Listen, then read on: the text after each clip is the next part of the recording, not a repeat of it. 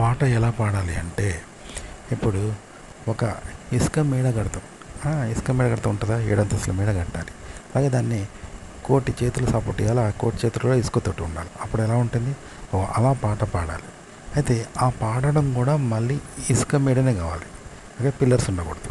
అదన్నమాట, అలా పాడాలి పాట. పాట ఎలా పాడాలి అంటే, ఇప్పుడు చంద్రమండలం మీద భూమి ఆకర్షణ శక్తి ఉండదు కాబట్టి మనిషి తేలికైపోతాడు కదా, భూమిలాగా బరువు ఉంటాడు, తేలిక పైకి ఎగురుతూ ఉంటాడు. అలాంటి చోట ఒక దూది పింజ ఎలా ఉంటుంది, అలాంటి చోట ఒక గ్యాస్ బెలూన్ ఎలా పోతుంది, ఇంకా తేలికైతుంది. భూమి మీదనే గ్యాస్ బెలూన్ తేలికైద్ది. అలాంటిది చంద్రమండలం మీద ఆకర్షణ ఉండదు, అప్పుడు గ్యాస్ బెలూన్ అంటే ఇంకా తేలికైద్ది.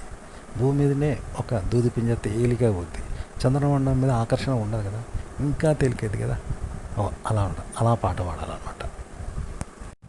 పాట కూడా అలాగే ఉండాలి. పాట ఎలా పాడాలంటే, ఇప్పుడు ఇసుకతో 7 అంతస్తుల మేడ కడితే ఉంటుందా, ఉండదు కదా. కానీ కట్టేవనుకో ఎలా ఉంటుంది, అలా ఉండాలి పాట. కట్టేవాడు కూడా ఇసుకలా ఉండాలి, పిల్లర్స్ లాగా ఉండద్దు. ఇసుకతో 7 అంతస్తుల మేడ కట్టాలి, కట్టేవాడుగా ఇసుక లాంటి వ్యక్తే కట్టాలి.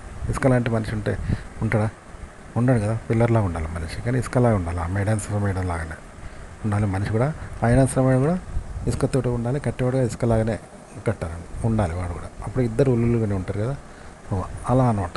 అలా ఉంటుంది, జరగదు కదా, కానీ అలా ఉండాలి పాట. అయితే ఇది ఎక్కడ ఉండాలి, భూమి మీద అని చెప్పిన. కానీ ఇదే స్థితి చంద్రమండలం మీద ఉంటే ఎట్లుంటుంది, ఇంకా తేలిక ఉంటుంది కదా. కట్టేవాడు ఇసుకలాగానే ఒత్తిడి లేనోడు. అలాగే ఆ 7 అంతస్తుల మేడ కూడా ఇసుకతో కట్టారు, దానికి ఒత్తిడి ఉండదు, పట్టు ఉండదు. అప్పుడు ఎలా ఉంటుంది, అది చంద్రమండలం మీద ఉండాలి, ఇంకా తేలికైతే అలా పాట పాడాలి.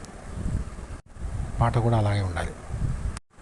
ఇలాంటి స్థితిలో పాట ఎలా పాడాలంటే, పిల్లర్స్ నేల మీద ఒక పిల్లర్ కడితే ఎలా ఉంటుంది, ఎంత పటిష్టంగా ఉంటుందో అలా పాట పాడాలి. కానీ 100% అది ఇసుక మేడ అయి ఉండాలి, ఇసుకతో కట్టిన మేడ అయి ఉండాలి తప్ప సిమెంట్ది కావద్దు. కానీ ఆ స్థితిలో కూడా సిమెంట్తో కడితే ఎలా ఉంటుందో అలా రాణించాలి 100%.